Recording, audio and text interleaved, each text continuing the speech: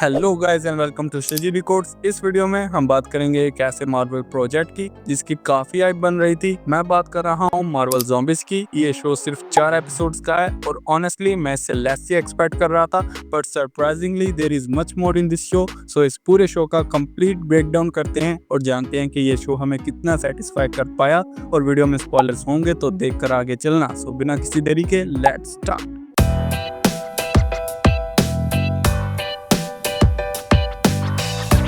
तो Marvel zombies का first episode what if के ज़ॉम्बी वाले एपिसोड से कंटिन्यू करता है, जहां काफी सुपर हीरोज ज़ॉम्बीज बन चुके हैं। फिर हमें Kamala Khan, Riri Williams, Kate Bishop और फ्राइडे को एक साथ में दिखाया जाता है और उनके पास एक क्वीन जेट आकर क्रैश होता है, जहां से उनको एक ट्रांसमीटर मिलता है। पर वहां हॉकी उन पर हमला कर देता है, वो वहां से बचकर निकलते हैं। फिर उन्हें पता चलता है कि इस ट्रांसमीटर को श्रिंक किया गया है और ये नोवा कॉर्प्स से हेल्प मांगने के लिए यूज किया जा सकता है। और वो तीनों इसे ओहायो लेकर जाने की कोशिश करते हैं, जहाँ शील्ड का एक बेस है। और रास्ते में हमें एक बहुत ही कूल फाइट दिखाई जाती है कैप्टन मार्वल और इकारिस में, और वहां ज़ॉम्बीज भी उन पर अटैक कर देते हैं। और इसी बीच केट मर जाती है और रिरी को एक ज़ॉम्बी काट लेता है, पर वो एक एंटीडोट का यूज करती है। उसके बाद वो हमें नजर नहीं आती और फ्राइडे कमाला को वहां से ले जाती है और फिर वहां ब्लेड कमाल की एंट्री मारकर कमाला को बचा लेता है और उसे ओहायो पहुंचा देता है, जहां रेड गार्डियन, येलेना, मेलेना और दूसरी विडोज भी हैं। और उन्होंने एक ज़ॉम्बीज की आर्मी को कंट्रोल करके खुद को प्रोटेक्ट करने के लिए रखा हुआ है।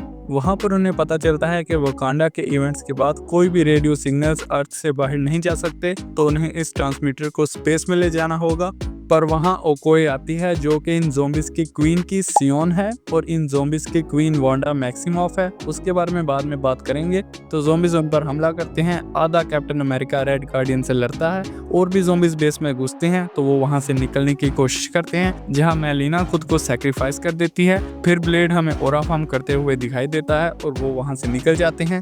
फिर सेकंड एपिसोड में हमें शैंची और केटी दिखाई देते हैं, जो कि ज़ॉम्बी अटैक से बच रहे होते हैं। वहाँ शैंची के फादर वैनवू एंट्री मारते हैं और उनको बचाते हैं। इसी बीच शैंची को एक ज़ॉम्बी काट लेता है और उसकी इन्फेक्शन को रोकने के लिए वैनवू उसे रिंग्स दे देते हैं और खुद को सैक्रिफाइस कर देते हैं और वो हेलीकॉप्टर में वहां से निकल जाते हैं। फिर हमें 5 इयर्स का टाइम जंप दिखाया जाता है, जहाँ शैंची और केटी अपनी गैंग के साथ अब पूरे मैड मैक्स फ्यूरी रोड की तरह डेजर्ट में घूम रहे होते हैं। वहां उन पर स्क्रल्स अटैक करते हैं, तो वो उनको निपटाते हैं। फिर सिटी ऑन द सी की तरफ जाते हैं, जहां पर कमाला वगैरह भी हैं। वहां का लीडर जीमो है, इसने उस पूरी प्रिजन टाइप जगह को लोगों के रहने के लिए सेट कर दिया है। पर ये टेक्निक उनका पीछा नहीं छोड़ेगी। यहाँ पर वो पूरे नाइट किंग वाले स्टाइल में खड़ी होती है और वो नेमोर को उन पर हमले करने के लिए जगाती है। तो नेमोर उन पर हमला करता है और भाई साहब बहुत पावरफुल दिखाया गया है। वो काफी लोगों को मार देता है, बट काफी स्ट्रगल के बाद कमाला अपनी फिस्ट उसके मुंह में डालती है और लिटरली खोल देती है। और यहाँ ज़ॉम्बीज को दूसरों से बचाने के लिए येलेना खुद को सैक्रिफाइस करती है और फिर ये हीरोज न्यू एसगार्ड जाने लगते हैं।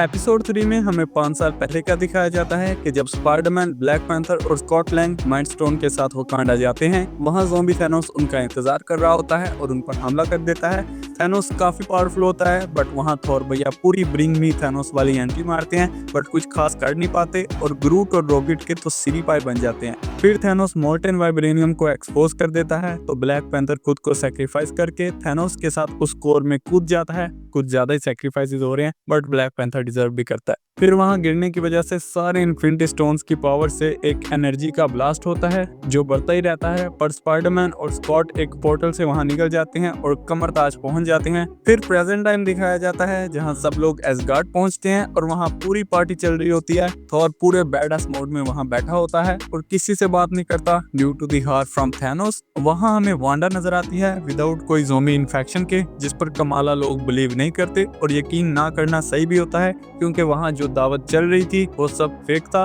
रियल में वो ज़ॉम्बीज के बॉडी पार्ट्स खा रहे थे और सब ज़ॉम्बीज बनने लगते हैं। और वांडा उन्हें बताती है कि उसे ट्रांसमीटर नहीं बल्कि कमाला चाहिए, तो फिर वो उन ज़ॉम्बीज से लड़ते हैं। रेड गार्डियन भी वो खाना खाने की वजह से ज़ॉम्बी बन जाता है, तो वो उसे छोड़कर एक स्पेसशिप में वहां से भागने लगते हैं कि वांडा उनको रोक लेती है। बट वहां थॉर आ जाता है और फिर दोनों में बिग फाइट होती है और वो वहां से भाग जाते हैं स्पेस में, जहां पर वो इस ट्रांसमीटर से सिग्नल देकर मदद मांगने की कोशिश करते हैं। बट वहां उनको पता चलता है कि वो सब तो वही स्पेस में ही है और उन्होंने अर्थ को क्वारंटीन करके रखा हुआ है ताकि वहां से कोई ज़ॉम्बी इन्फेक्शन बाहर ना फैल सके। सो इन फाइनल एपिसोड वो गार्ड शिप्स उन पर अटैक करती हैं और उनकी शिप डिस्ट्रॉय हो जाती है, तो वो नीचे गिरते गिरते पोर्टल्स में चले जाते हैं। जो पोर्टल्स उन्हें सीधा कमरताज ले जाते हैं जहां वो स्पाइडरमैन और स्कॉट से मिलती हैं, और फिर वहां के सोर्सरर्स उन्हें बताते हैं कि जब वो इन्फिनिटी स्टोन्स का ब्लास्ट हुआ था तब किसी ऐसी एंटिटी की जरूरत थी जो उस एनर्जी को अपने अंदर अब्सॉर्ब कर पाए। तो वहां पर ब्रूस बैनर जाता है और उस सारी एनर्जी को अब्सॉर्ब कर लेता है, क्योंकि इन इन्फिनिटी स्टोन से जो रेडिएशन निकलती है वो गामा है और हल्क उसी से बना है, इसलिए एंड गेम में भी हल्क ही स्नैप करता है। तो अब हल्क सारी पावर अब्सॉर्ब करने के बाद एक एंकर बन चुका है और वांडा अब उस पावर को हासिल करना चाहती है। वैसे इस लाल चुड़ैल का हर यूनिवर्स में कोई ना कोई मसला ही रहता है। तो फिर वांडा अपनी आर्मी के साथ हल्क पर अटैक करती है, जहां हल्क अपनी पावर्स को यूज तो करता है बट वो पूरी कॉन्शियसनेस से उसे यूज नहीं कर पाता।